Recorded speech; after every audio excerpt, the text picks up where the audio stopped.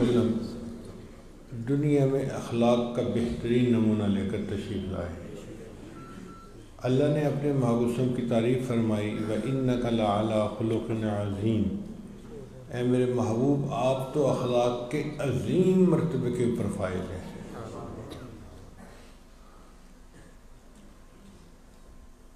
آپ نے اپنے شاگردوں کو ایسے اخلاق عظیمہ کا درس دیا کہ وہ شاگرد اپنے مقام کے اعتبار سے فرشتوں سے بھی آگے نکل گئے۔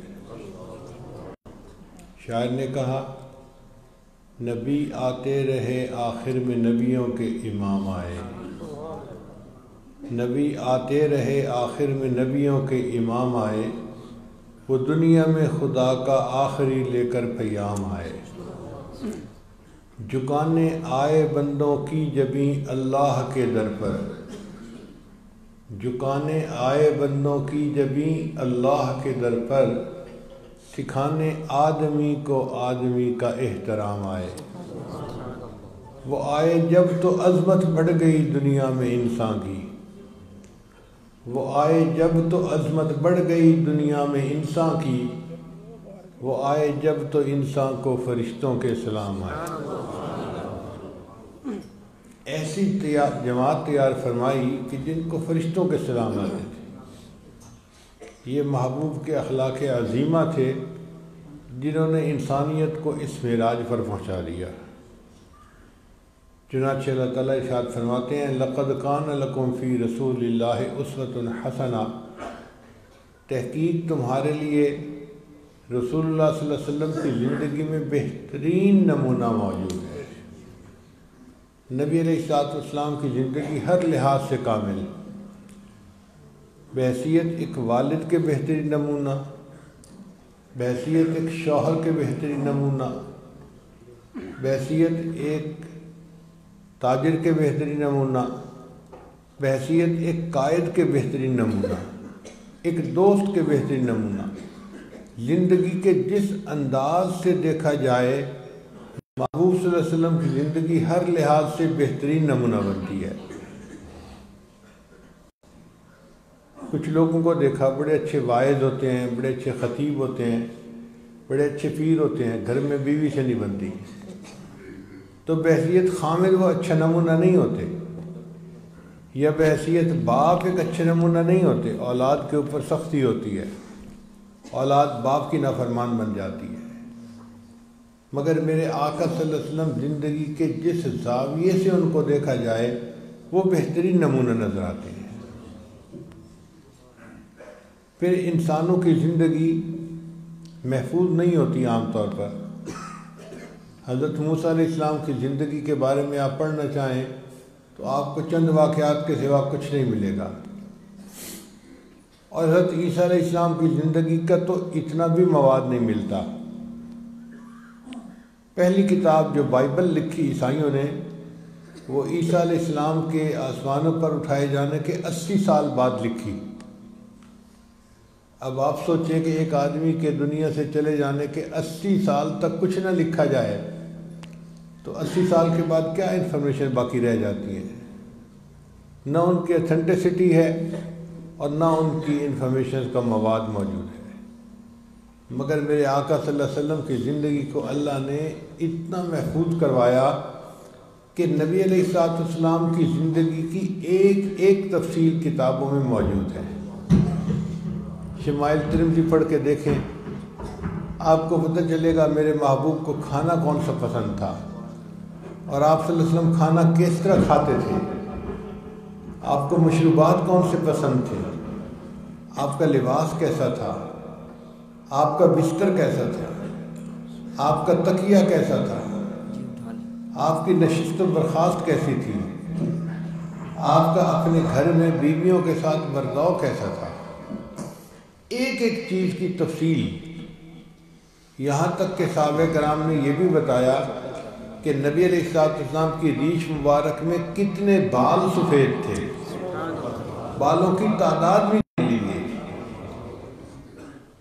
آپ کی آنکھیں مبارک ایسی تھیں، آپ کے لب مبارک ایسے تھے، دندان مبارک ایسے تھے، ریش مبارک ایسی تھی، آپ کی ہتھیلیاں ایسی تھیں، پاؤں مبارک ایسے تھے، قد ایسا تھا، ایک ایک چیز کی تفصیل آج کتابوں کے اندر موجود ہے۔ اور یہ نہیں کہ ان کی تفصیل موجود ہے، بلکہ جس صحابی نے اس کو روایت کیا وہ صحابی کون تھا، اس کے حالات زندگی کیا تھے، وہ بھی تفصیل موجود ہے۔ اسماء و رجال کا فن امت نے ایسا شروع کیا کہ لاکھوں راویوں کے حالات زندگی آج بھی کتابوں کے اندر محفوظ نظر آتے ہیں۔ تو اتنی پکی باتیں اور اتنی سچی باتیں کسی کے بارے میں آج بھی محفوظ ہوں، جبکہ 1500 سال کا عرصہ گزر گیا، یہ کہیں اور نظر نہیں آتی۔ یہ شان صرف نبی علیہ السلام کو اللہ نے عطا فرمائی کہ آپ صلی اللہ علیہ وسلم کی زندگی کی ایک ایک تفصیل آج دنیا میں موجود ہے۔ پھر غور کیجئے، دنیا میں جتنے لوگ آئے انہوں نے اپنی طرف سے بڑی محنتیں کی، بڑی کوششیں کی، مگر ان کی زندگی پھر بھی ادھوری رہی۔ جو کچھ وہ کرنا چاہتے تھے نہ کر سکے۔ علامہ اقبال نے کتنی اچھی شاعری کی، ان کے مرنے کے بعد لوگوں نے کہا کہ اگر علامہ کچھ سال اور زندہ رہتے تو یہ اور اچھی کتابیں لکھ دے، زندگی نے وفا نہ کی، وہ مزید نہیں لکھ سکے۔ اس کا مطلب ادھوری زندگی ہے۔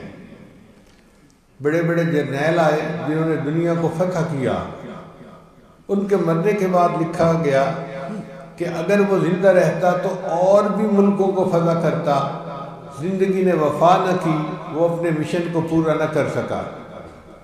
کوئی سائنسدان ہے یا کوئی اور ہے، جس کے بارے میں آپ پڑھیں آپ کو یہ چیز عام ملے گی کہ وہ اور بھی بہت کچھ کرنا چاہتا تھا، لیکن زندگی نے وفا نہ کی، چلا گیا، وہ کر نہ سکا جو کرنا چاہتا تھا۔ پوری تاریخ انسانیت میں ایک میرے آقا صلی اللہ علیہ وسلم کی مبارک زندگی ہے کہ آپ صلی اللہ علیہ وسلم نے عرفات کے میدان میں 1,24,000 صحابہ کے سامنے ان سے یہ بات پوچھی کہ اے لوگوں، میں جس مقصد کو لے کے دنیا میں آیا تھا، بتاؤ کیا میں نے اس مقصد کو پورا کر دیا؟ تو 1,24,000 صحابہ نے بیک زبان ہو کر کہا، اے اللہ کے نبی صلی اللہ علیہ وسلم، ادیت الامانہ ونصح الامہ، آپ نے امانت کو پہنچا دیا، امت کو نصیحت کر دی۔ نبی کے سامنے شہادت کی انگلی آسمان کی طرف کر کے کہا، اللہم اشہد، اللہ اس بات پر گواہ رہنا، میں جو مقصد دنیا میں لے کے آیا تھا میں اس کو پورا کر کے جا رہا ہوں۔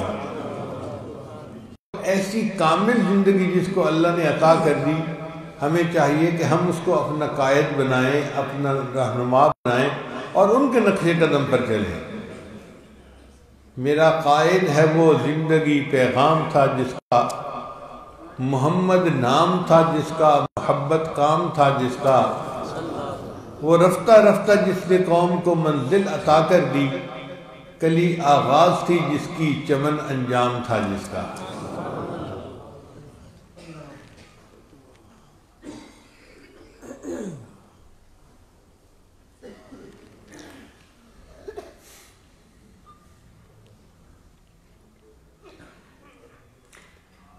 بیس 25 سال پہلے کی بات ہے،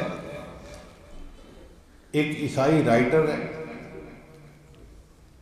اس نے انگریزی میں ایک کتاب لکھی، اس کا عنوان تھا a ranking of the most influential personalities in history, کہ تاریخ میں جو بڑی مؤثر شخصیتیں گزری ہیں نا، ان 100 شخصیتوں کا اس نے تذکرہ کیا۔ اس میں نیوٹن کا بھی تذکرہ ہے، آئنسٹائن کا بھی ہے، شیکسپیئر کا بھی ہے،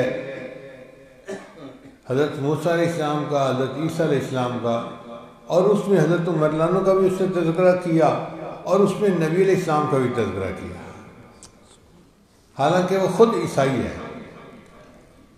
میں نے وہ کتاب پڑھی تو اس کا پہلا فکرہ یہ تھا کہ my choice of Muhammad to lead the ranking of the most influential personalities will surprise some of the readers، کہ میں نے جو تاریخ کی مؤثر شخصیتوں میں سب سے پہلے نمبر پر مسلمانوں کے پیغمبر کا نام لیا۔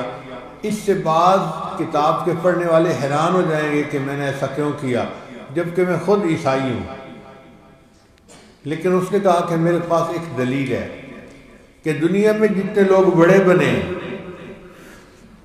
یہ وہ لوگ تھے جو وقت کے بہترین اداروں میں پڑھے، اسکولوں میں، مدرسوں میں، کالج میں، یونیورسٹیوں میں، بہترین پروفیسروں سے انہوں نے تعلیم پائی، اور پھر اس کے بعد وہ خود بڑے انسان بن کر زندگی گزار گئے۔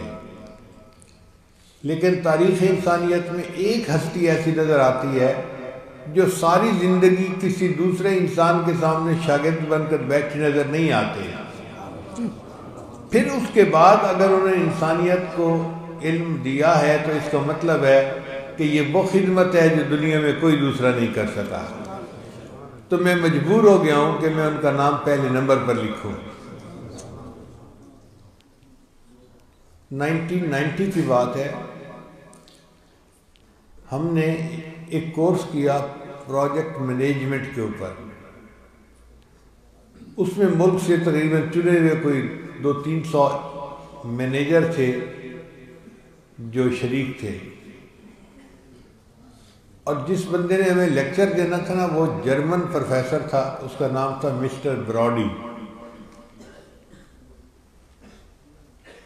وہ 9 یونیورسٹیوں کا وزٹنگ پروفیسر تھا، یعنی دنیا کے 9 ملکوں میں وہ جاتا تھا اور کبھی کبھی لیکچر دے کے آتا تھا، بڑا مشہور آدمی۔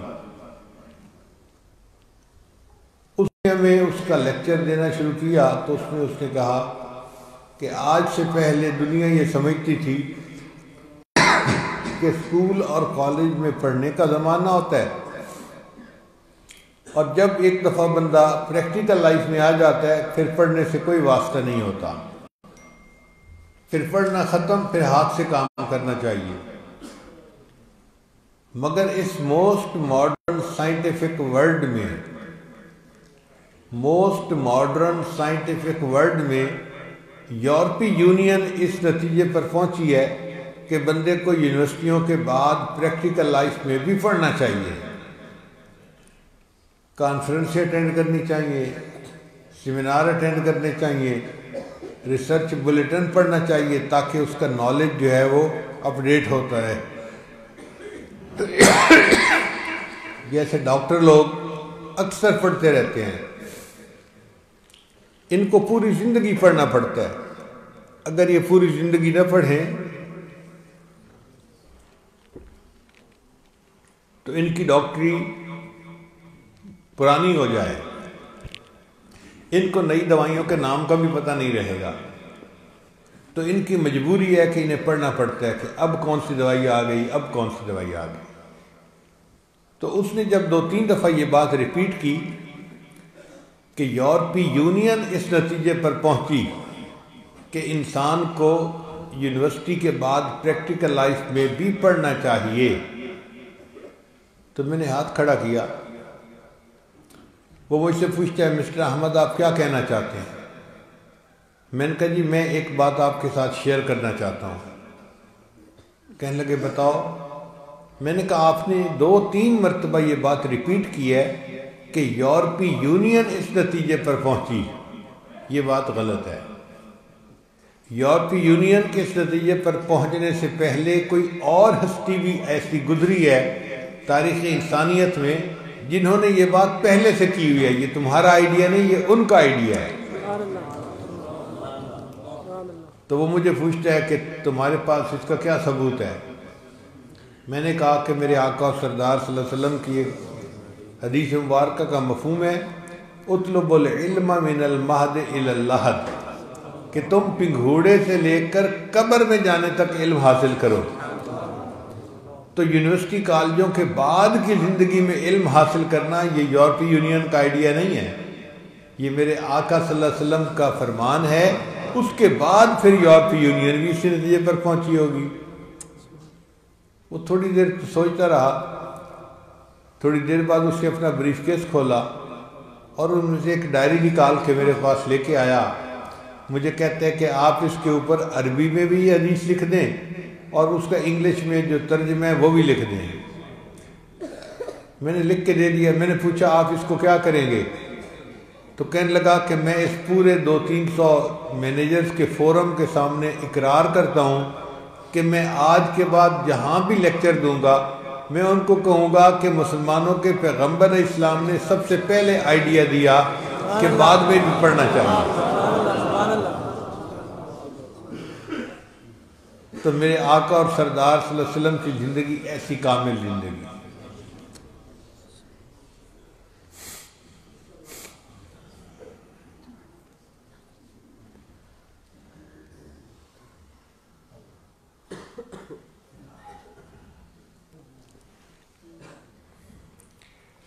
اللہ تعالیٰ نے اپنے حبیب صلی اللہ علیہ وسلم کو حسن اخلاق بھی عطا فرمایا، حسن سیرت بھی عطا فرمایا اور حسن صورت بھی عطا فرمایا۔ چنانچہ نبی علیہ السلام کو جو حسن و جمال ملا تھا دنیا میں اس کی کوئی اور مثال مل ہی نہیں سکتی۔ اس قدر نبی علیہ السلام کے چہرے پہ حسن و جمال تھا کہ صحابہ کرام کہتے ہیں کہ ہمیں آنکھ بھر کے اس چہرے کو دیکھنے کی جرت نہیں ہوتی تھی۔ نبی السلام نے فرمایا کہ میرے بھائی یوسف صبی تھے اور میں ملی ہوں۔ صبی کہتے ہیں گورے چٹے کو، جس بندے کا رنگ گورا چٹا ہو نا وہ خوبصورت لگتا ہے، اور آج کل کے نوجوان تو گورے چٹے رنگ پہ ویسے ہی مرتے ہیں۔ کچھ لوگوں کا رنگ اتنا زیادہ گورا نہیں ہوتا مگر ان کے نقش نین اتنے جاذب نظر ہوتے ہیں، اتنے پیارے ہوتے ہیں کہ ان کو دیکھنے سے جی بھی نہیں بھرتا۔ چنانچہ چمکتے چہرے والا کوئی ہو تو اس کو صبی کہتے ہیں، اور مقناطیسی چہرے والا کوئی ہو تو اس کو ملی کہتے ہیں۔ یوسف علیہ السلام صبی تھے اور اللہ کے محبوب صلی اللہ علیہ وسلم ملی مل سے ہے، مل کہتے ہیں نمک کو، نمکین چہرہ۔ آپ غور کریں کہ میٹھا کھانے سے دل بھر جاتا ہے، پورا دن آپ کو میٹھی چیز کھانے کو دی جائے نا، آپ شام کو کہیں گے یار میرے سامنے میٹھے کا نام ہی نہ لو، میرا دل اکتا گیا ہے۔ اور نمکین کھانے ہم پوری زندگی کھاتے ہیں اور پھر مزید کھانے کی دل میں تڑپ ہوتی ہے۔ تو نبی علیہ السلام ملی تھے اور یوسف علیہ السلام صبی تھے۔ اب دونوں میں فرق کیا تھا؟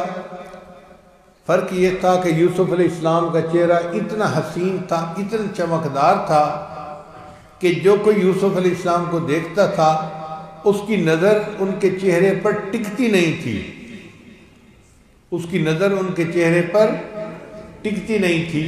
اور میرے آقا صلی اللہ علیہ وسلم کو اللہ نے ملی بنایا تھا، چنانچہ جو بندہ میرے آقا صلی اللہ علیہ وسلم کو دیکھتا تھا اس کی نظر چہرے سے ہٹتی نہیں تھی، دیکھتے رہنے کو دل چاہتا تھا۔ وَأَحْسَنَ مِنْكَ لَمْ تَرَ قَطُّ عَيْنِي وَأَجْمَلَ مِنْكَ لَمْ تَلِدِ النِّسَاءُ خُلِقْتَ مُبَرَّأً مِنْ كُلِّ عَيْبٍ كَأَنَّكَ قَدْ خُلِقْتَ كَمَا تَشَاءُ۔ اے محبوب ایسے لگتا ہے آپ تو اپنی من پسند کا حسن لے کر دنیا میں آئے ہیں۔ چنانچہ اللہ تعالیٰ اپنے محبوبوں کے بارے میں فرماتے ہیں وَرَفَعْنَا لَكَ ذِكْرَكَ، اے محبوب صلی اللہ علیہ وسلم ہم نے آپ کے ذکر کو بلند کیا۔ آپ خود سوچئے کہ جن کے ذکر کو اللہ بلند کرے پھر ان کی شان کتنی اونچی ہوگی۔ چنانچہ نبی علیہ السلام پر اشعار لکھے گئے، ان کی زندگی کے بارے میں کتابیں لکھی گئیں، اور یہ کتابیں صرف مسلمانوں نے نہیں لکھی، کافروں نے بھی لکھی، عیسائیوں نے بھی لکھی، ہندوؤں نے بھی لکھی، سکھوں نے بھی لکھی، عربوں میں بھی لکھی، اجمیوں نے بھی لکھی۔ پوری دنیا میں نبی علیہ السلام کی تعریفیں کی گئی، لہذا آپ صلی اللہ علیہ وسلم کو اللہ نے آپ کے ذکر کو بلند کیا۔ آج کل سائنسی زمانہ ہے تو لوگ سائنس کی بات کو جلدی سمجھتے ہیں، میں اسی بات کو ایک سائنسی نقطہ نظر سے پیش کرتا ہوں کہ دنیا میں جو ملک مشرق کی طرف ہے نا، جسے مشرق دنیا کہتے ہیں، اس کا نام ہے فجی۔ یہ فجی ملک جو ہے یہ آسٹریلیا سے بھی آگے ہے۔ سب سے پہلے سورج کی جو کرن ہے وہ فجی ملک پر پڑتی ہے، پھر پوری دنیا میں دن کا آغاز ہوتا ہے۔ تو آپ دیکھیے کہ سب سے پہلے فجر کی اذان فجی میں دی جاتی ہے، اور جب ایک ملک میں نماز کا ٹائم ہو جائے نا تو آدھے گھنٹے سے لے کے 1 گھنٹے تک پورے ملک میں مسجدوں میں اذانیں ہوتی ہی رہتی ہیں۔ پاکستان میں سب سے پہلے نماز کا وقت ہوتا ہے اسلام آباد سائڈ پہ، پھر چند منٹ کے بعد لاہور میں، چند منٹ کے بعد فیصل آباد میں، پھر اس کے بعد ادھر آگے ملتان بہاولپور چلتے چلتے کراچی میں آدھے گھنٹے کے بعد جا کر نماز کا وقت ہوتا ہے۔ تو ہم نماز پڑھتے ہیں 6:15 بجے، اور وہاں پر نماز پڑھتے ہیں 6:45 پہ، آدھے گھنٹے کے بعد۔ تو آدھا گھنٹہ پورے ملک میں اذانیں ہی ہوتی رہتی ہیں۔ اب اس مسجد میں اذان آئی، پھر اس میں اذان آئی، پھر اس میں اذان، پھر اس میں اذان۔ تو اب آپ غور کریں کہ فجر کا وقت فجی میں شروع ہوا تو اللہ نے اپنے محبوب کے ذکر کو بلند کیا۔ مؤذن کہہ رہا ہوتا ہے اشہد ان محمد رسول اللہ، تو نبی علیہ السلام کا ذکر بلند ہو رہا ہے نا۔ پھر جب فجی میں فجر کی اذانیں ختم ہو جاتی ہیں تو اس کے آگے کچھ جزیرے ہیں جہاں مسلمان بستے ہیں، وہاں فجر کا وقت ہو جاتا ہے، تو وہاں اذانیں شروع ہو جاتی ہیں، پھر گھنٹہ اس میں لگ جاتا ہے۔ جب وہاں فجر کی اذانیں ختم ہوتی ہیں تو ان سے آگے ایک ملک ہے، اس کا نام ہے برونائی، وہاں فجر کا وقت شروع ہو جاتا ہے، پھر فجر کی اذانیں ہونے میں وہاں گھنٹہ لگ جاتا ہے۔ تو برونائی کے بعد پھر ملائیشیا کا نمبر آتا ہے، وہاں فجر کی اذان شروع ہو گئی، 1 گھنٹہ مختلف مسجدوں میں اذانیں ہوتی رہیں۔ پھر اس کے بعد سنگاپور میں وقت ہو جاتا ہے تو وہاں اذانیں شروع ہو گئیں۔ سنگاپور کے بعد برما کا نمبر آ گیا، وہاں کے مسلمان اذانیں دینی شروع کر دیتے ہیں۔ برما کے بعد پھر انڈیا کا نمبر آ جاتا ہے، انڈیا میں اذانیں شروع ہو گئیں۔ اب انڈیا اور پاکستان میں آدھے گھنٹے کا فرق ہے۔ ابھی انڈیا میں فجر کی اذان ہو رہی ہوتی ہے کہ پاکستان میں وقت شروع ہو جاتا ہے تو پورے پاکستان میں فجر کی اذانیں شروع ہو جاتی ہیں۔ پھر پاکستان میں فجر کی اذانوں میں 1 گھنٹہ لگتا ہے، تو پاکستان اور دبئی میں 1 گھنٹے کا فرق ہے۔ ابھی پاکستان کے فجر کی نماز اذانیں ختم ہوئی اور دبئی میں اذانیں شروع ہو گئی۔ پھر دبئی میں اور سعودی عرب میں 1 گھنٹے کا فرق ہے ٹائم کا۔ ابھی دبئی کے قریبی ملکوں میں اذانیں ختم ہو رہی ہوتی ہیں کہ سعودی عرب میں فجر کی اذان شروع ہو جاتی ہے۔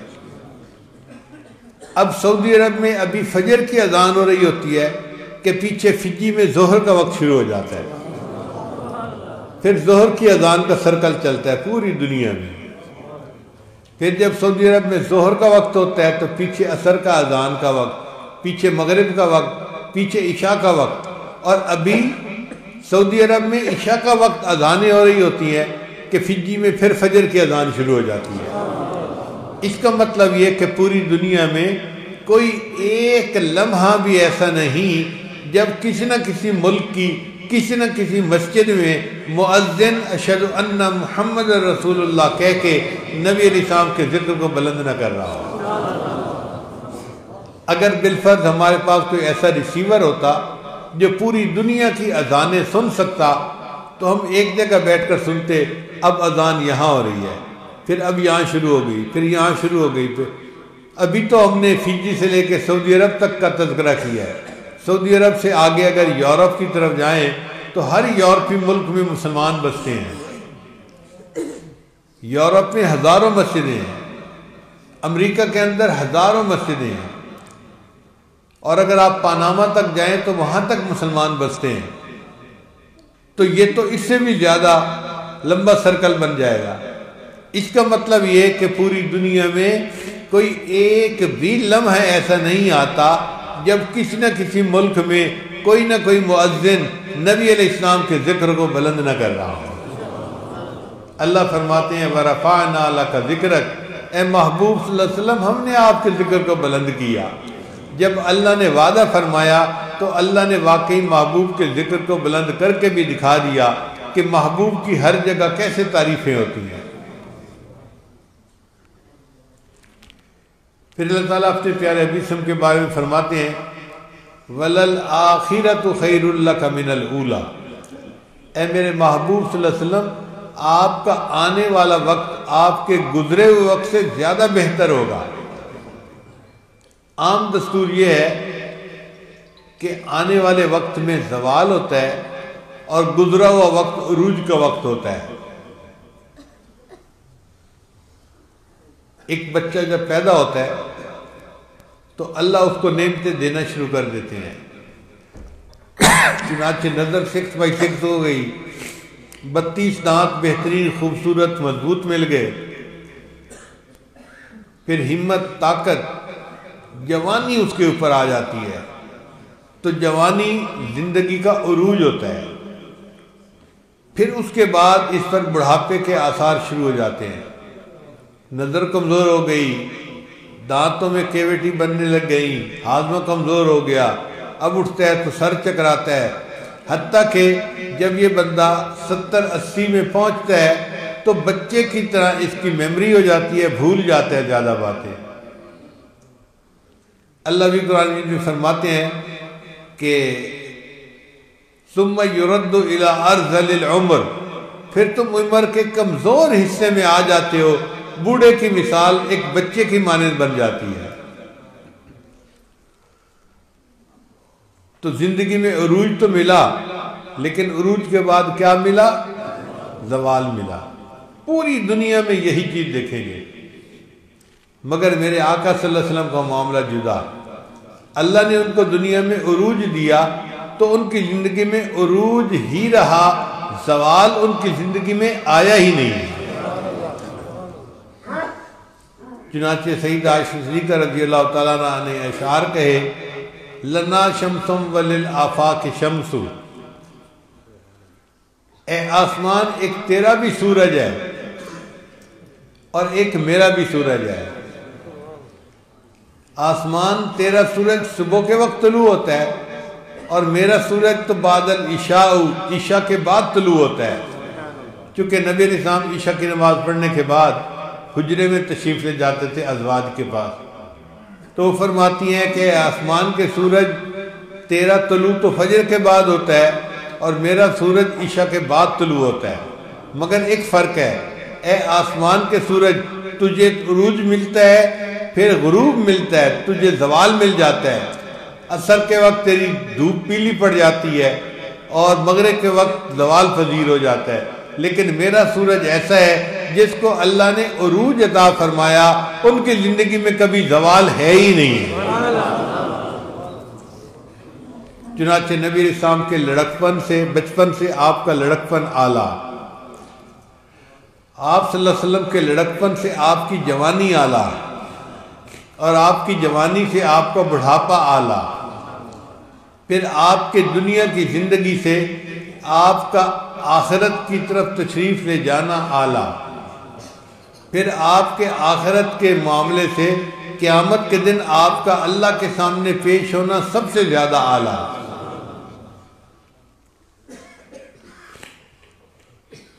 پھر آپ کے قیامت کے دن کھڑے ہونے سے آپ کے جنت میں تشریف لے جانا اس سے بھی زیادہ اعلیٰ۔ تو نبی علیہ السلام کی یہ شان جو کسی اور کو نہ ملی وہ یہ تھی کہ آپ کا آنے والا وقت آپ کے گزرے وقت سے زیادہ اعلیٰ ہوگا۔ وَلَلْآخِرَةُ خَيْرٌ لَكَ مِنَ الْأُولَى، اے میرے محبوب صلی اللہ علیہ وسلم آپ کا آنے والا وقت آپ کے گزرے وقت سے زیادہ اعلیٰ اور بہتر ہوگا۔ آپ کو اللہ عروج ہی عروج عطا فرمائیں گے، آپ کی زندگی میں اللہ نے زوال لکھا ہی نہیں ہے۔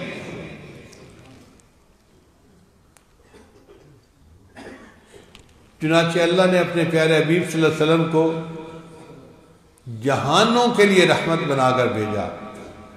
فرمایا وما ارسلناک الا رحمۃ للعالمین، اے محبوب ہم نے آپ کو تمام جہانوں کے لیے رحمت بنا کر بھیجا ہے، صرف انسانوں کے لیے نہیں، حیوانوں کے لیے نہیں، فرشتوں کے لیے، جتنی مخلوقات جہاں بھی ہیں اللہ نے سب کے لیے رحمت بنا کر بھیجا۔ ایک مرتبہ نبی علیہ السلام نے پوچھا جبرائیل آپ کو میری رحمت للعالمین سے کچھ حصہ ملا؟ جی اے اللہ کے حبیب صلی اللہ علیہ وسلم مجھے بھی آپ کی رحمت للعالمین سے حصہ ملا۔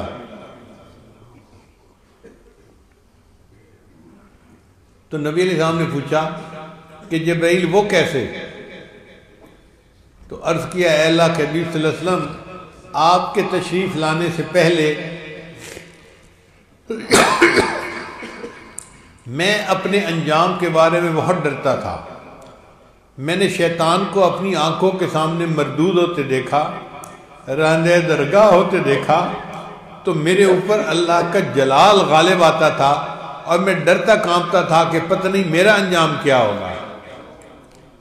جب آپ تشریف لائے تو اللہ نے قرآن مجید میں میرا بھی تذکرہ کیا، اِنَّهُ لَقَوْلُ رَسُولٍ كَرِيمٍ ذِي قُوَّةٍ عِنْدَ ذِي الْعَرْشِ مَكِينٍ مُطَاعٍ ثَمَّ أَمِينٍ۔ تو میرا تذکرہ جب قرآن میں ہوا اس سے مجھے یقین ہو گیا کہ اللہ کے ہاں میرا انجام اچھا ہوگا، وہ جو میرے اوپر خوف تھا وہ میرا ختم ہو گیا، مجھے بھی آپ کی رحمت للعالمین سے اللہ نے حصہ عطا فرما دیا۔ جب جبرائیل علیہ السلام جیسے فرشتوں کے سردار کو بھی اللہ نے حصہ دیا تو باقی مخلوق کو تو کتنا حصہ ملا ہوگا۔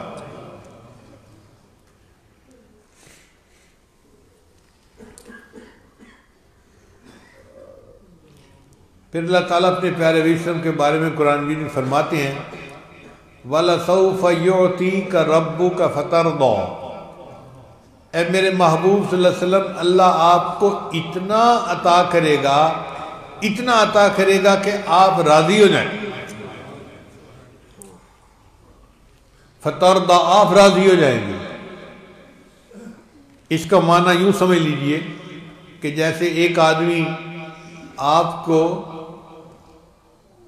برتن میں دودھ دے رہا ہے اور آپ کا برتن بھر گیا اور قریب ہے کہ اب یہ دودھ نیچے زمین پہ گر جائے گا، تو لینے والا کہتا ہے بس بس بس، کہ اس سے زیادہ تو اور اس برتن میں آ ہی نہیں سکتا۔ تو فَتَرْضَىٰ کا مطلب یہ بس بس ہے کہ اے میرے محبوب صلی اللہ علیہ وسلم اللہ آپ کو اتنا عطا کرے گا کہ آپ بس بس کرنے لگ جائیں گے۔ چنانچہ نبی علیہ السلام نے ارشاد فرمایا کہ اللہ نے میرے ساتھ وعدہ کیا ہے کہ وہ مجھے راضی کر دے گا، اتنا عطا کرے گا، اور میں اس وقت تک راضی نہیں ہوں گا جب تک کہ میرا آخری امتی بھی جنت میں نہیں چلا جائے گا۔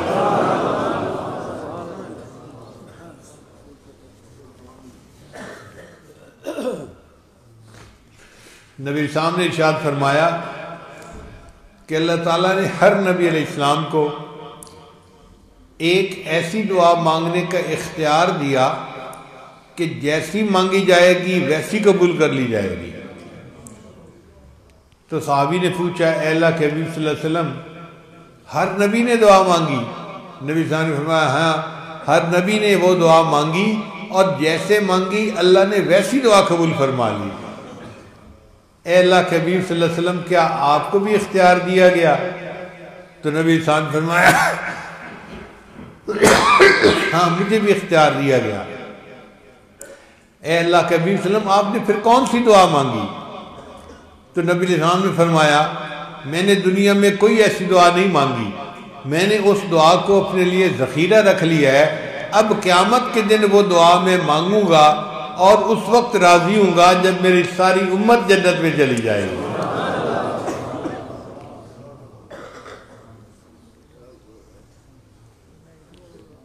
کتابوں میں لکھا ہے کہ قیامت کا دن بہت مشکل دن ہوگا، ایک دہشت ہوگی، ایک خوف ہوگا، ہر ایک کے اوپر خوف غالب ہوگا۔ امام غزالی رحمۃ اللہ فرماتے ہیں کہ جہنم میں ایک ابال آئے گا، جیسے دودھ گرم ہونے کے لیے رکھے نا تو اس کے اندر ابال آتا ہے، تو دودھ برتن سے بھی باہر نکل آتا ہے، ابال آتا ہے جب، ایسے جہنم کے اندر ابال آئے گا اور جہنم کے انگارے اوپر نکلیں گے اور آسمان کی بلندیوں پر جائیں گے، اور جب وہ واپس گر رہے ہوں گے نا تو وہ لکھتے ہیں کہ انبیاء بھی اپنی جگہ کانپ رہے ہوں گے کہ کہیں یہ انگارے میرے سر کے اوپر نہ آ کر گریں، ان کو بھی ڈر ہوگا، ایک خوف ہوگا، ایک دہشت ہوگی، ہر بندہ اپنے پسینے گناہوں کے بقدر پسینے میں ڈوبا ہوا ہوگا، تکلیف ہوگی، کہیں سایہ نہیں ہوگا اللہ کے عرش کے سوا، اور یہ گرمی اور یہ پریشانی برداشت نہیں ہو پائے گی۔ تو سب انبیاء مل کر نبی علیہ السلام کی خدمت میں عرض کریں گے، اے اللہ کے حبیب صلی اللہ علیہ وسلم، آپ اللہ کی بارگاہ میں شفاعت کیجئے کہ یا اللہ اپنے بندوں کا حساب لیں تاکہ یہ گھڑی ختم ہو جائے، یہ انتظار کا مسئلہ ختم ہو جائے۔ تو نبی علیہ السلام نے ارشاد فرمایا کہ اللہ مجھے مقام محمود عطا فرمائیں گے، ایک اونچی جگہ عطا فرمائیں گے، اور میں وہاں جا کر سجدہ کروں گا اور اللہ کی ایسی تعریفیں کروں گا نہ اس سے پہلے وہ تعریفیں کسی نے کی ہوں گی، نہ اس کے بعد ویسی تعریفیں کوئی کر سکے گا۔ اللہ کو اتنا پیار آئے گا، اللہ تعالیٰ فرمائیں گے اے میرے محبوب ارفع رأسک، اپنے سر کو اٹھا لیجئے، سل تعطا، آپ مانگیں، جو مانگیں گے میں آپ کو عطا کروں گا۔ تو نبی علیہ السلام عرض کریں گے اے اللہ اپنے بندوں کا حساب شروع فرما دیجئے۔ اللہ فرمائیں گے اچھا حساب کے لیے کسی کو پیش کیجئے۔ تو نبی علیہ السلام سیدنا صدیق اکبر عنہ قریب کھڑے ہوں گے، ان کو کہیں گے ابو بکر آگے بڑھو اور اللہ کو حساب دو۔ ابو بکر صدیق لانو عرض کریں گے اے اللہ کے حبیب صلی اللہ علیہ وسلم، میں عمر کے ایک بڑے حصے میں جا کے مسلمان ہوا، میری اس سے پہلے کفر شرک کے اوپر زندگی تھی، آپ کسی ایسے بندے کو پیش کرے جو بچپن سے کلمہ پڑھنے والا مسلمان ہو اور پوری زندگی اس نے اسلام پہ گزاری ہو۔ تو نبی علیہ السلام فرمائیں گے نہیں ابو بکر، یہ تو حساب تجھے دینا پڑے گا۔ اب تعمیل کی حکم میں صدیق اکبر آگے بڑھیں گے، مگر ان پر بھی اللہ کا خوف غالب آئے گا اور وہ سجدے میں گر جائیں گے اور رونا شروع کر دیں گے۔ جب صدیق اکبر سجدے میں رونا شروع کر دیں گے، اللہ تعالیٰ فرمائیں گے ابو بکر تم اس وقت رو رہے ہو، تم نے تو میرے محبوب صلی اللہ علیہ وسلم پر دنیا میں اتنے احسانات کیے کہ میرے محبوب نے یہ فرما دیا میں نے سب کے احسانات کے بدلے دنیا میں دے دیے، ابو بکر تیرے احسانات کا بدلہ قیامت کے دن اللہ دے گا، تو آج تو تجھے بدلہ دینے کا وقت ہے ابو بکر، میں نے تجھے بلا حساب جنت عطا فرما دی۔ پھر نبی علیہ السلام حضرت عمر رضی اللہ عنہ کو آگے بڑھائیں گے۔ حضرت عمر رضی اللہ عنہ پہلے اسی طرح انکار کریں گے، اے اللہ کے حبیب صلی اللہ علیہ وسلم کسی ایسے بندے کو پیش کیجئے جس کی پوری زندگی اسلام میں گزری ہو، میں تو عمر کے بڑے حصے میں جا کے مسلمان ہوا۔ پھر جب نبی علیہ السلام فرمائیں گے عمر حساب تمہیں دینا پڑے گا، تو عمر لانو آگے بڑھیں گے اور ان کے اوپر بھی اللہ کا جو جلال ہے وہ غالب آئے گا اور وہ رونا شروع کر دیں گے۔ جب وہ رو رہے ہوں گے تو اللہ فرمائیں گے عمر تم آج روتے ہو، تم تو مراد مصطفیٰ تھے، تمہاری وجہ سے دین اسلام کو تقویت ملی، عزت ملی، طاقت ملی، آج تمہارا اجر پانے کا دن ہے، چلو میں نے تمہیں بھی بلا حساب جنت عطا فرما دی۔ پھر نبی علیہ السلام عثمان غنی لانوں کو آگے کریں گے۔ عثمان غنی لانوں کا بھی یہی حال ہوگا کہ وہ اللہ کے جلال سے رونے لگ جائیں گے۔ اللہ فرمائیں گے عثمان آج تم رو رہے ہو، تمہارے بارے میں تو میرے محبوب صلی اللہ علیہ وسلم نے فرمایا تھا یا رحمان سہل الحساب علی عثمان۔ واقعہ اس طرح ہے، عید کا دن تھا، نبی علیہ السلام عید کی نماز پڑھنے کے لیے تشریف لے جانے لگے تو ام المومنین عائشہ رضی اللہ عنہا نے عرض کیا، اے اللہ کے حبیب صلی اللہ علیہ وسلم کچھ پیسے ہیں تو دے دیجئے، میں کچھ سامان منگا کے پکاؤں، عید کا دن ہے، بیوائیں بھی آئیں گی، یتیم بچے بھی آئیں گے، ہم خود بھی کھائیں گے، ان کو بھی کھلائیں گے۔ تو نبی علیہ السلام نے فرمایا، عائشہ میرے پاس تو اس وقت کچھ بھی نہیں ہے دینے کے لیے۔ ام المومنین خاموش ہو گئی۔ نبی علیہ السلام نے عید کی نماز پڑھائی تو واپس گھر تشریف لائے تو آپ صلی اللہ علیہ وسلم نے دیکھا کہ گھر کے اندر کھانا پکا ہے، عورتیں بھی کھا رہی ہیں، بچے بھی کھا رہے ہیں، گھر والے بھی کھا رہے ہیں۔ تو نبی علیہ السلام حیران ہوئے، پوچھا عائشہ یہ کھانا تم نے کیسے پکایا، کہاں سے آیا؟ عرض کیا، اے اللہ کے حبیب صلی اللہ علیہ وسلم جب آپ عید کی نماز پڑھنے کے لیے تشریف لے گئے تو عثمان غنی رضی اللہ عنہ نے آپ کی تمام ازواج کی طرف ایک اونٹ گروسری سے سامان سے بھرا ہوا ہدیے کے طور پر بھیجا، تو مجھے بھی ایک اونٹ گروسری سے بھرا ہوا ہدیے میں ملا، اس سے میں نے یہ کچھ پکایا ہے، ہم بھی کھا رہے ہیں اور بیواؤں کو بھی کھلا رہے ہیں۔ تو نبی علیہ السلام کا دل اتنا خوش ہوا کہ میرے آقا صلی اللہ علیہ وسلم نے دعا دی، یا رحمان سہل الحساب علی عثمان، اے رحمان قیامت کے دن عثمان کے حساب کو آسان فرما دینا۔ تو اللہ فرمائیں گے میرے محبوب نے آپ کے لیے دعا دی تھی، چل میں تجھے بھی بلا حساب جنت عطا کرتا ہوں۔ پھر حضرت علی اللہ عنہ پیش ہوں گے، ان کے ساتھ بھی ایسا ہی معاملہ ہوگا، اللہ تعالیٰ ان کو بھی اسی طرح بلا حساب جنت عطا فرمائیں گے۔ کتابوں میں لکھا ہے کہ نبی علیہ السلام کے یہ جو 4 یار تھے ان کی زندگیاں اتنی پیاری ہوں گی، اتنی اچھی ہوں گی کہ اللہ ان کو دیکھ کے خوش ہو جائیں گے، پھر باقی ساری مخلوق کا حساب جلال کی بجائے جمال کے ساتھ ہوگا۔ جیسے بندہ شروع میں ناراض ہوتا ہے نا تو سختی سے حساب لیتا ہے، اور اگر کسی بات پہ دل خوش ہو جائے تو حساب میں نرمی کرتا ہے۔ ان 4 حضرات کی زندگیوں کو دیکھ کے اللہ تعالیٰ اتنے خوش ہوں گے کہ باقی پوری مخلوق کا حساب اللہ جمال کے ساتھ اور نرمی کے ساتھ لیں گے۔ پھر تو اللہ کی رحمت کا وہ ظہور ہوگا کہ اتنا ظہور دنیا میں کبھی نہیں ہوا تھا۔ ایک نیکی پر 2 بندوں کی بخشش ہوگی، ایک نیکی پر حدیث پاک میں آتا ہے اللہ 2 بندوں کو جنت عطا فرمائیں گے۔ وہ کیسے؟ ایک بندے کا حساب ہوگا، اس کا 1 گناہ زیادہ 1 نیکی کم، فرشتے کہیں گے اگر تیرے پاس 1 نیکی اور ہوتی نا تو نیکی اور گناہ برابر ہو جاتے، اللہ اپنے فضل سے تمہیں جنت عطا فرما دیتے، اب 1 نیکی کم ہے لہذا ہم آپ کو جنت میں جانے کے بارے میں نہیں کہہ سکتے۔ تو وہ بندہ کہے گا کہ اچھا کیا میں کسی سے 1 نیکی ادھار لے سکتا ہوں؟ فرشتے اس کو کہیں گے کہ ہاں، یہ ایک اسپیشل کیس ہوگا، اللہ اجازت دیں گے بھئی اگر تمہیں کوئی نیکی دیتا ہے تو لے لو۔ وہ بندہ سب سے پہلے اپنے بھائی کے پاس جائے گا، بھائی ہم دونوں تاجر تھے، آپ پہ قرضہ چڑھتا تھا تو میں بیل آؤٹ کر دیا کرتا تھا،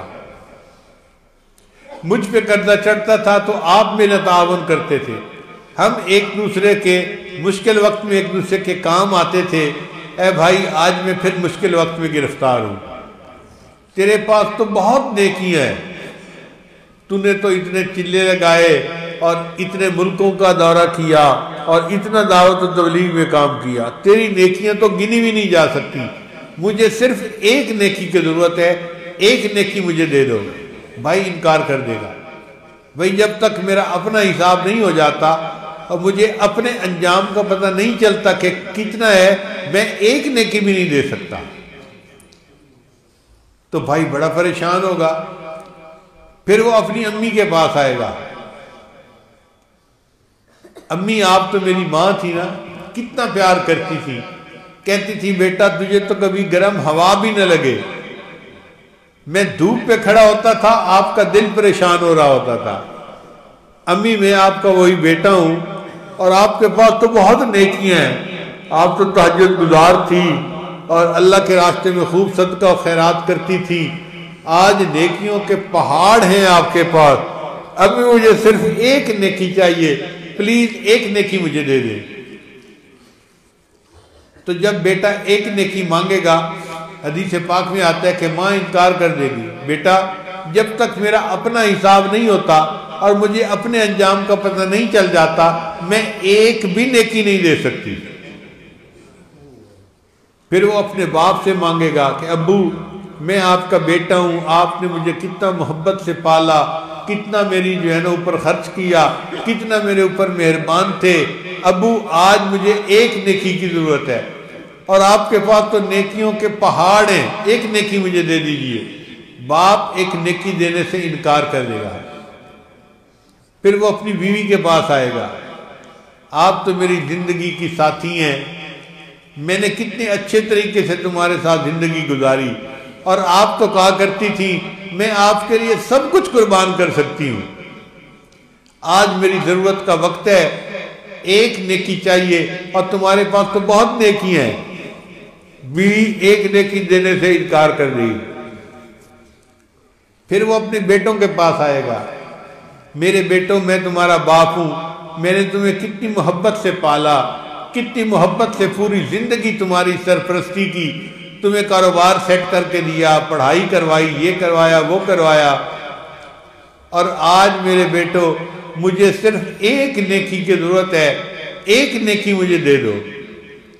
بیٹی ایک نیکی دینے سے انکار کر دیں گے۔ جب سارے رشتہ دار اس کو نیکی دینے سے انکار کر دیں گے تو وہ بندہ مایوس ہو کر رونا شروع کر دے گا۔ جن پہ تکیہ تھا وہی پتے ہوا دینے لگے، جن پہ بھروسہ تھا کہ یہ مشکل وقت میں کام آئیں گے، وہاں سب نے انکار کر دیا، وہ زارو قطار رو رہا ہوگا۔ حدیث پاک میں آتا ہے جب وہ زارو قطار رو رہا ہوگا نا تو ایک بندہ اس کے قریب سے گزرے گا اور وہ پوچھے گا کہ یہ اتنا کیوں رو رہا ہے؟ فرشتہ اسے بتائے گا کہ یہ بندہ اس لیے رو رہا ہے کہ اس کو مایوسی ہوئی، اس کو کسی رشتہ دار نے ایک نیکی بھی نہیں دی، اور اللہ نے تو قرآن مجید میں پہلے ہی فرما دیا تھا یوم یفر المرء من اخیہ و امہ و ابیہ و صاحبتہ و بنیہ۔ تو وہ بندہ کہے گا کہ اس کو ضرورت کیا ہے؟ فرشتہ کہے گا ایک نیکی کی ضرورت ہے۔ وہ بندہ کہہ دے گا اچھا میرے نامہ اعمال میں صرف ایک ہی نیکی ہے، میں نے زندگی میں کوئی دوسری نیکی کی نہیں، ایک نیکی ہے صرف، تو بھائی اگر میری نیکی ملنے سے یہ جنت میں جا سکتا ہے تو میری نیکی اس کو دے دو، یہ جنت چلا جائے۔ اب قیامت کے دن ایک نیکی دوسرے کو دینا اتنا عجیب عمل ہوگا کہ فرشتہ اعلان کرے گا ایک بندے نے اپنی نیکی دوسرے کو ادھار دے دی، تو اللہ تعالیٰ فرشتے سے پوچھیں گے یہ کون ہے سخی جو آج کے دن اپنی نیکی دوسرے کو دے رہا ہے؟ تو وہ جو گناہگار بندہ ہوگا وہ اللہ کے عرش کے قریب ہو جائے گا۔ اللہ فرمائیں گے اے بندے آج کی سختی میں تو نے اپنی نیکی دے دی۔ وہ کہے گا یا اللہ میرے پاس تو تھی ہی ایک نیکی، میں نے تو جانا ہی تھا جہنم میں، میں نے سوچا اگر میری نیکی اس کو ملنے سے یہ جنت میں جا سکتا ہے تو یہ جنت میں چلا جائے۔ اللہ فرمائیں گے اچھا تو بندے ہو کر اتنی سخاوت دکھاتا ہے اور میں تو کائنات کا مالک ہوں، سخاوت مجھے سجتی ہے، میں نے تجھے بھی جنت عطا کر دی، اسے بھی جنت عطا کر دی۔ ایک نیکی پر اللہ دو بندوں کو جنت عطا فرمائے۔ حدیث پاک میں آتا ہے کہ ایک بندے کو اللہ تعالیٰ اپنے پاس بلائیں گے اور اس کے گرد رحمت کی چادر تان دیں گے، جیسے کنات لگا دی جاتی ہے نا تو بندہ چھپ جاتا ہے، وہ بندہ مخلوق سے چھپ جائے گا۔ پھر اللہ اس کو فرمائیں گے میرے بندے تو نے یہ گناہ کیا، یہ گناہ کیا، یہ گناہ کیا، یہ سارے اس کے گناہ اس کو گنوائیں گے، حتیٰ کہ بندے کو یقین ہو جائے گا کہ آج میں جہنم سے نہیں بچ سکتا۔ پھر اللہ آخر پر فرمائیں گے کہ تو مجھ سے معافیاں بھی مانگتا تھا اور اپنے گناہوں پہ نادم اور شرمندہ بھی ہوتا تھا، چل میں نے تیرے سارے گناہوں کو نیکیوں میں تبدیل کر دیا۔ اللہ اس کے سارے گناہوں کو نیکیوں میں تبدیل کر دیں گے۔ حدیث پاک میں آتا ہے جب وہ رحمت کی قناعت ہٹے گی نا تو مخلوق دیکھے گی اس بندے کی زندگی میں ایک بھی گناہ نہیں لکھا ہوا ہوگا، تو لوگ سمجھیں گے کہ شاید یہ انبیاء میں سے کوئی نبی ہے جس کی معصوم زندگی تھی، حالانکہ وہ گناہگار بندہ ہوگا، اللہ نے اپنی رحمت سے اس کے گناہوں کو نیکیوں میں تبدیل کر دیا ہوگا۔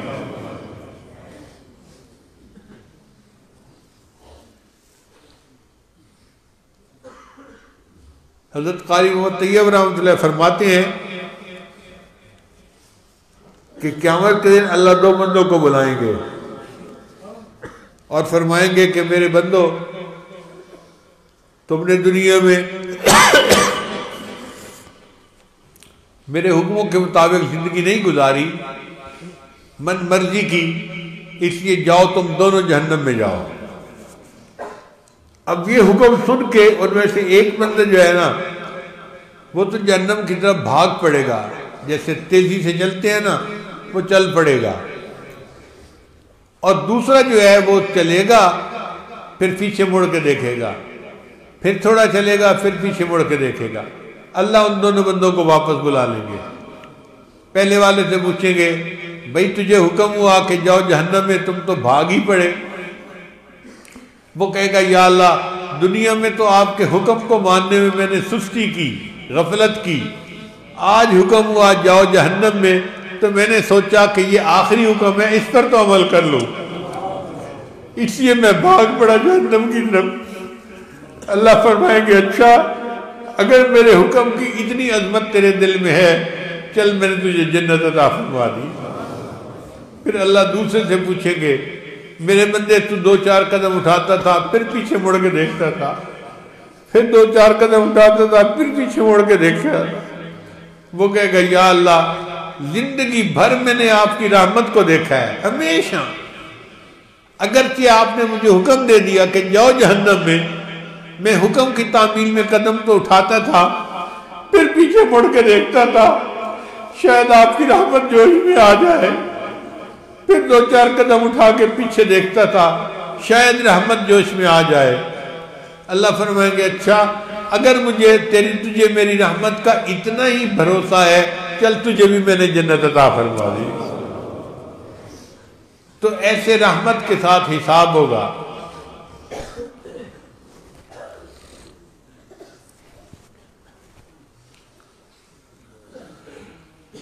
حضرت قاری محمد طیب رحمۃ اللہ علیہ اپنی کتاب میں لکھتے ہیں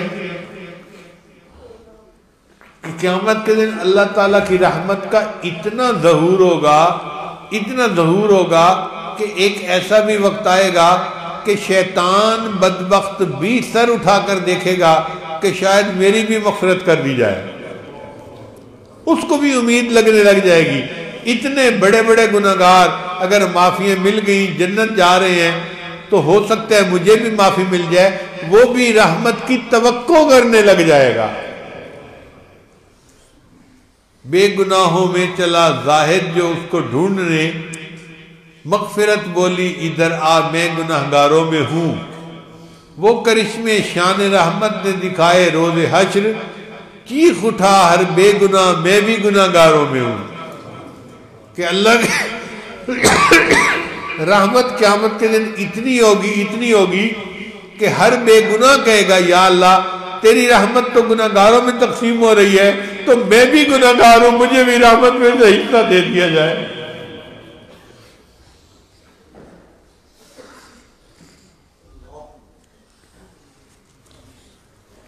ایک مرتبہ نبی علیہ السلام نے دعا مانگی،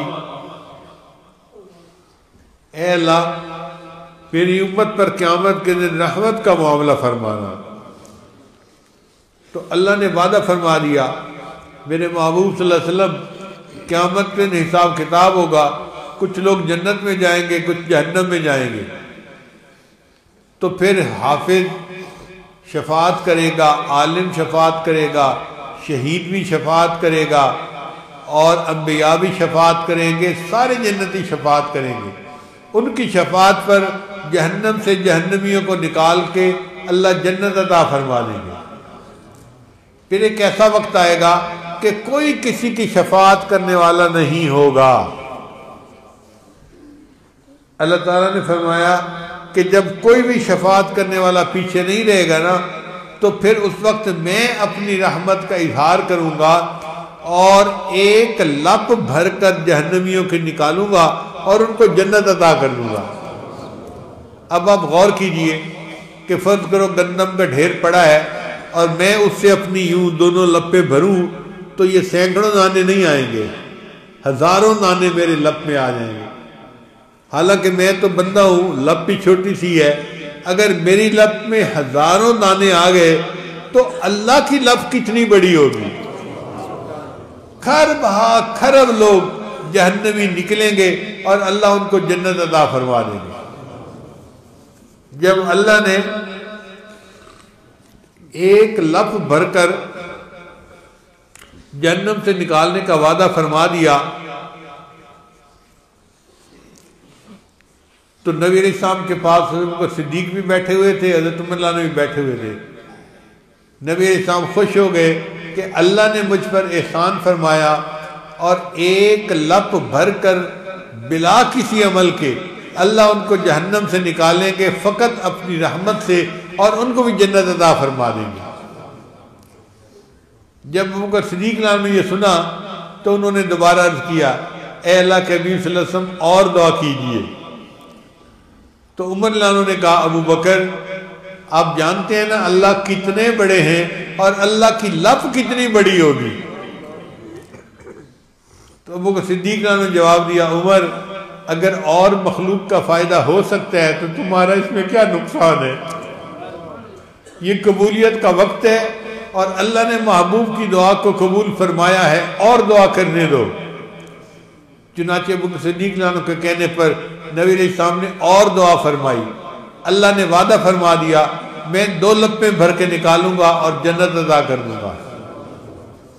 ابو بکر صدیق نے پھر عرض کیا، اے اللہ کے وسلم اور دعا کیجئے۔ نبی علیہ السلام نے پھر دعا مانگی تو حدیث پاک میں آتا ہے اللہ تعالیٰ نے وعدہ فرما دیا، میرے محبوب صلی اللہ علیہ وسلم آپ رو رو کر امت کے لیے اتنی دعائیں کر رہے ہیں، میں 3 لپیں بھر کر نکالوں گا اور اتنے لوگوں کو جنت عطا فرما دوں گا۔ جب 3 لپوں کا وعدہ کر دیا تو نبی علیہ السلام کا بھی دل خوش ہو گیا، ابو بکر صدیق بھی خوش ہو گئے اور انہوں نے اللہ کا شکر ادا کیا۔ اب آپ سوچئے کہ اللہ تعالیٰ کی لپ کتنی بڑی ہوگی۔ آپ نے کرین دیکھی ہے نا، یہ جو ایکسکیویٹر ہوتا ہے، اگر ریت ہو اور یہ ایکسکیویٹر لپ بھرے تو ہزاروں میں نہیں، لاکھوں میں ریت کے ذرے اس کے اندر آ جائیں گے اور لاکھوں ذرے وہ ایک دفعہ میں اٹھا کر دوسری جگہ پہ ڈال دیتا ہے۔ بالکل اسی طرح کا منظر ہوگا،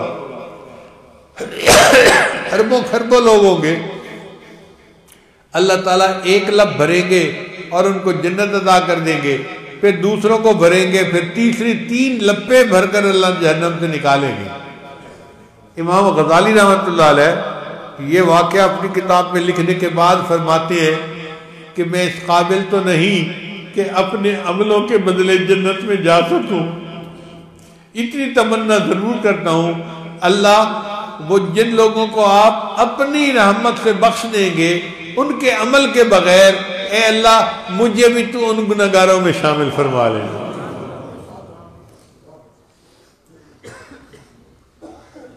اللہ کرے کہ ہمیں اللہ اپنے پیارے حبیب صلی اللہ علیہ وسلم کے امتی ہونے کے صدقے ان گنہگاروں میں شامل فرمائے جو فقط اللہ کی رحمت سے قیامت کے دن جنت میں جائیں گے اور اللہ ان کو جہنم کے عذاب سے پناہ عطا فرمائیں گے۔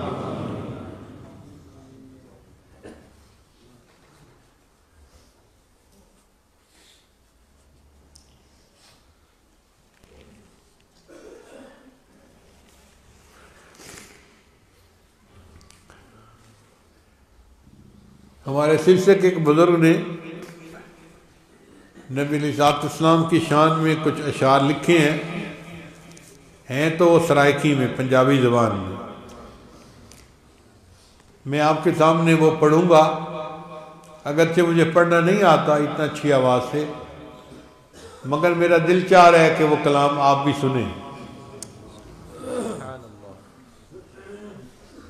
فرماتے ہیں ملے قطرہ عشق محمد صلی اللہ علیہ وسلم،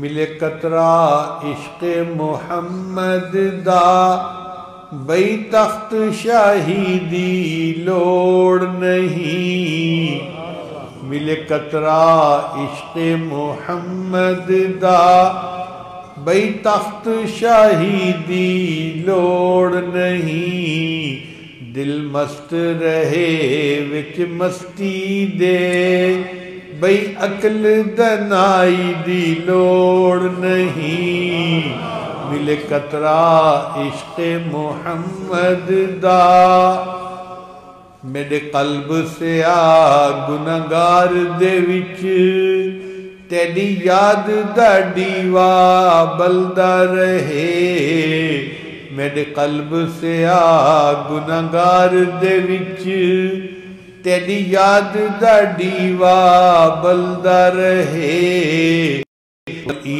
جگ اون جگ قبر حشر کسے بئی روشنائی دی لوڑ نہیں، ملے قطرہ عشق محمد دا کر اپنے حبیب دا عشق عطا، جگ سارے تو بے نیاز چکر، کر اپنے حبیب دا عشق عطا، جگ سارے تو بے نیاز چکر، سر جھکتا رہے در تیرے اتے، در در دی گدائی دی لوڑ نہیں، ملے قطرہ عشق محمد دا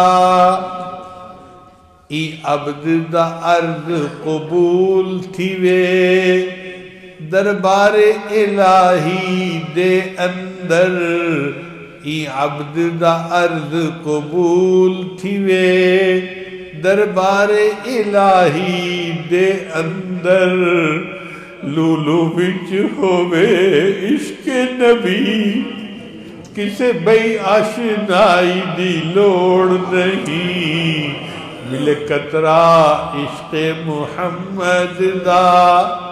اللہ تعالیٰ ہمیں اپنے محبوب صلی اللہ علیہ وسلم کا ایسا عشق عطا فرمائے کہ جب ملک الموت آئے ہمارے دماغ کو ٹٹولے تو علم نبی سے بھرا ہوا پائے، ہمارے دل کو ٹٹولے تو عشق نبی سے بھرا ہوا پائے، ہمارے جسم کے اعضاء کو سونگے تو ہر عضو کو سنت نبی سے سجا ہوا پائے، اور ہم اس حالت میں اپنے آقا صلی اللہ علیہ وسلم کے سامنے قیامت کے دن پیش کیے جائیں۔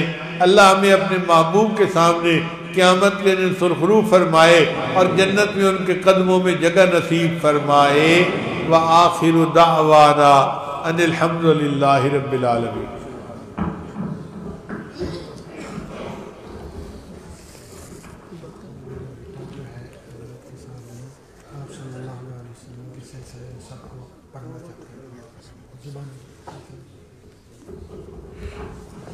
اجازت دیں محمد نام ہے بیٹی کا، یہ آپ صلی اللہ علیہ وسلم کا سلسلہ نسب سنانا چاہتے ہیں۔ ٹھیک ہے۔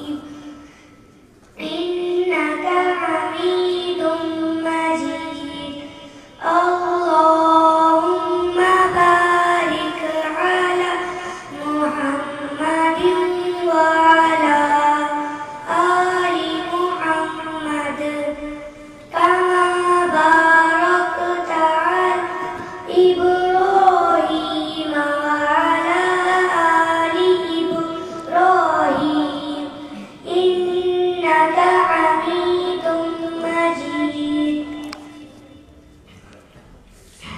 النسب الزكي من محمد صلى الله عليه وسلم إلى آدم عليه السلام.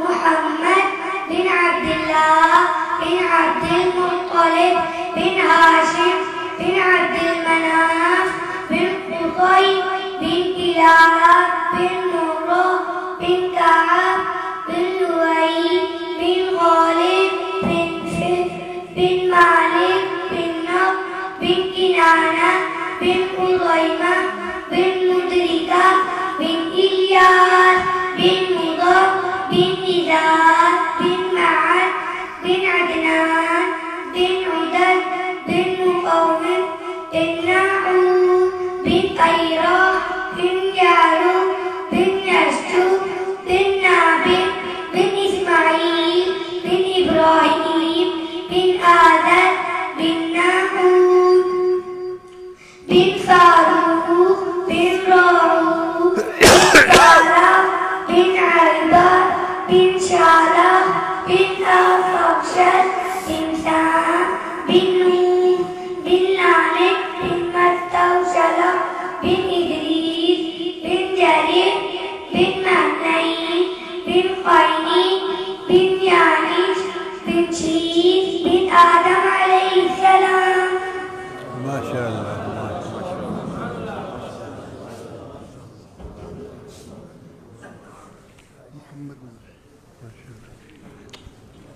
ماشاء اللہ. اللہ خوش رکھے.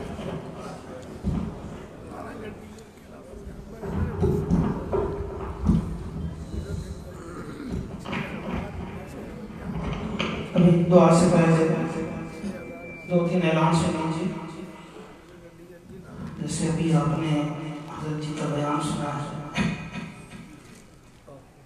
حضرت ثانی رحمۃ اللہ علیہ نے لکھا ہے کہ اگر میسر نہ ہو تو اللہ والوں کی کتابیں پڑھنی چاہیے.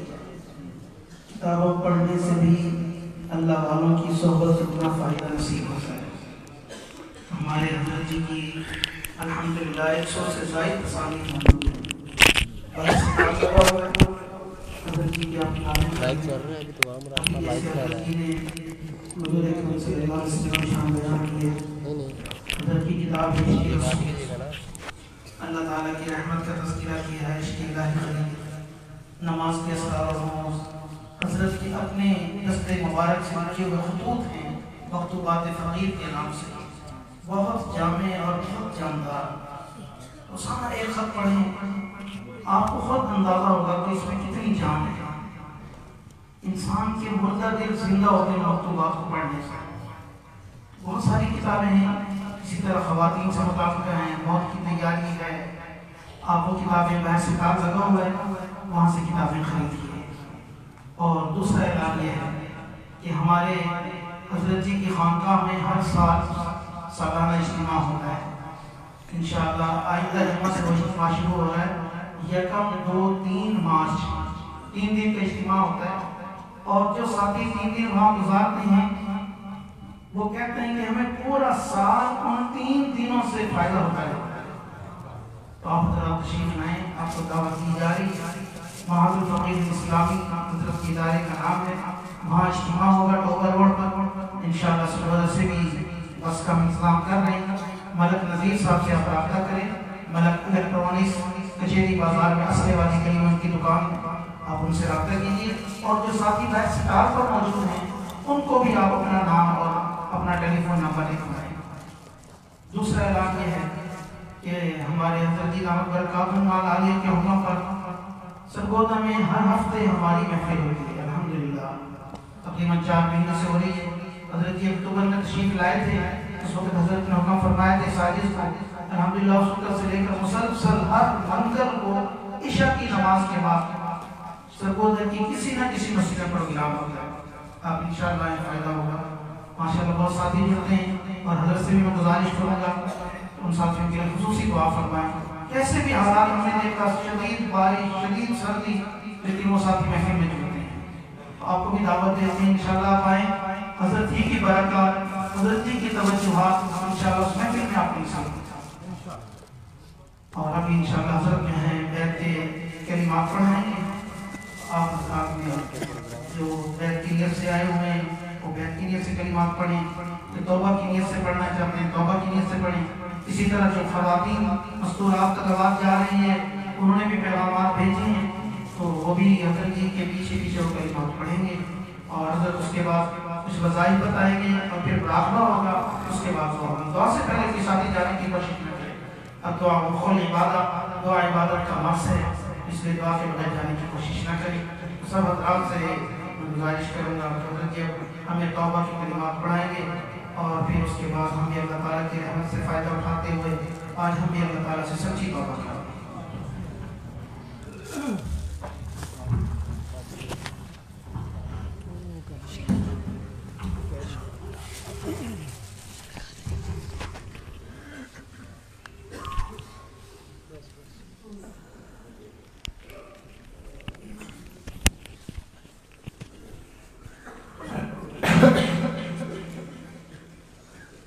سچی توبہ کی نیت سے یہ کلمات پڑھتے جائیے. پڑھیے بسم اللہ الرحمن الرحیم. لا الہ الا اللہ محمد رسول اللہ. آمنت باللہ وملائکتہ وکتبہ ورسلہ والیوم الآخر والقدر خیرہ وشرہ من اللہ تعالی والبعث بعد الموت. آمنت باللہ کما ہوا بأسمائہ وصفاتہ وقبلت جمیع احکامہ اقرار باللسان وتصدیق بالقلب. اشہد ان لا الہ الا اللہ واشہد ان محمدا عبدہ ورسولہ.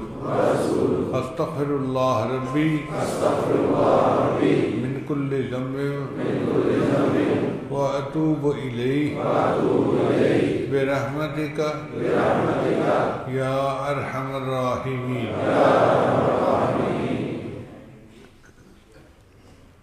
ان کلمات کو پڑھنے سے ہم تو طائب ہو چکے ہیں. چند معمولات ہیں جن کو باقاعدگی سے کریں گے تو اللہ تعالیٰ دل کو منور کریں گے. پہلا عمل ہے 100 مرتبہ استغفار صبح و شام پڑھنا. استغفر اللہ ربی من کل ذنب واتوب الیہ. دوسرا 100 مرتبہ درود شریف پڑھنا. اللہم صلی علی سیدنا محمد وعلی آل سیدنا محمد وبارک وسلم. تیسرا قرآن مجید کی تلاوت روزانہ کرنا.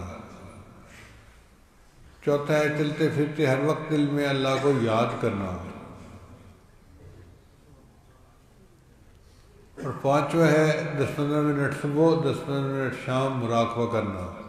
آنکھوں کو بند کر کے اللہ سے لو لگا کے بیٹھ جایا کریں اور یہ سوچا کریں کہ اللہ کی رحمت آ رہی ہے,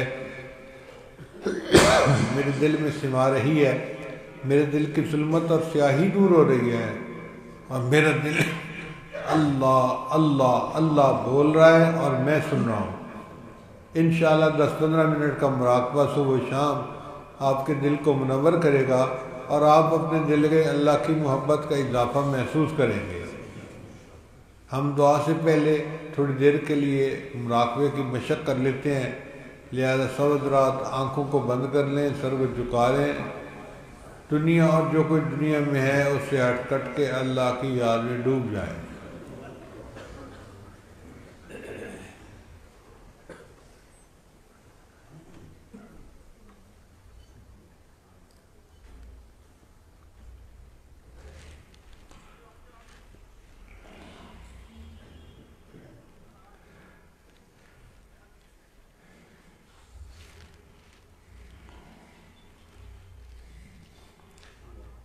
دل مغموم کو مسرور کر دے،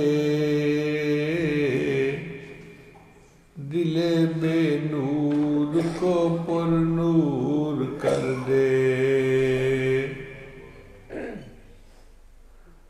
فروزہ دل میں شمع طور کر دے، یہ گوشہ نور سے معمور کر دے،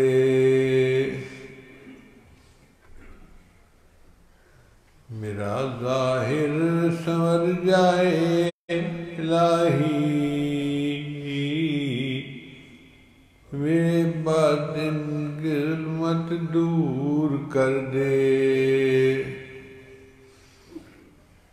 میں وحدت پلا مخمور کر دے،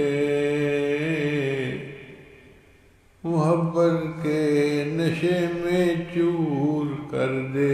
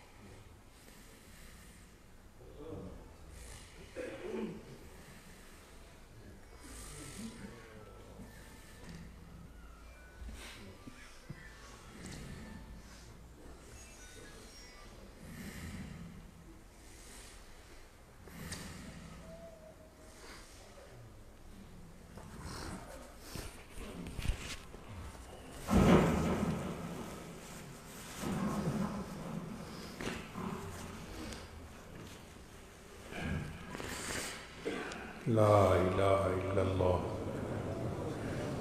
دعا کر لیجئے. سبحان ربی العظیم وحاب اللہم صلی علی سیدنا محمد وعلا آل سیدنا محمد وبارک وسلم. اے رب کریم، ہم آپ کے عاجز مسکین بندے ہیں، ہمارے گناہوں کو معاف فرما، خطاؤں سے درگزر فرما، عیبوں کی پردہ پوشی فرما. اللہ ہماری نگاہوں کو پاک فرما، دلوں کو صاف فرما، سینوں کو اپنی محبت سے لبریز فرما، اپنے عشق کی آتش ہمارے سینوں میں پیدا فرما، ہمارے انگ انگ سے اپنے ذکر کو جاری فرما، روئے روئے سے اپنے ذکر کو جاری فرما، ہڈی ہڈی بوٹی بوٹی میں اپنی محبت پیدا فرما. اے اللہ ہمارے جسمانی گناہوں کو معاف فرما. اے اللہ جو تخیلات کے گناہ ہیں ان کو بھی معاف فرما. اے اللہ ہمارے دل کو بھی پاک فرما، دماغ کو بھی پاک فرما. اے اللہ ہمیں صاف پاکیزہ زندگی نصیب فرما، تقوی و طہارت کی زندگی نصیب فرما. اے اللہ معصیت کی ذلت سے محفوظ فرما اور ہمیں طاعات کی عزت نصیب فرما. ہمیں اخلاق عظیمہ کا نمونہ نصیب فرما، نبی علیہ السلام کی سیرت و کردار کا نمونہ نصیب فرما. آپ کے نقش قدم پر زندگی گزارنے کی توفیق عطا فرما. اے اللہ ہماری باطنی بیماریوں کو ختم فرما. محبوب ہم پر رحمت کی نظر فرما. آج کے اس مجمع میں اٹھنے سے پہلے ہماری بخشش فرما. اس سے پہلے کہ لوگ ہمیں کلمہ پڑھائیں، اللہ ہمیں اپنے اختیار سے کلمہ پڑھنے کی توفیق عطا فرما. اس سے پہلے کہ لوگ ہمیں غسل دیں، ہمیں غسل توبہ کرنے کی توفیق عطا فرما. اے اللہ اس سے پہلے کہ لوگ ہمیں کفن پہنائیں، ہمیں تقوی کی پوشاک پہننے کی توفیق عطا فرما. اے اللہ ہم پر رحمت کی نظر فرما، ہماری ان دعاؤں کو اپنی رحمت سے قبول فرما. ربنا تقبل منا انک انت السمیع العلیم تب علینا انک انت التواب الرحیم. صلی اللہ تعالی علی حبیبی سیدنا محمد و آلہ و اصحابہ اجمعین.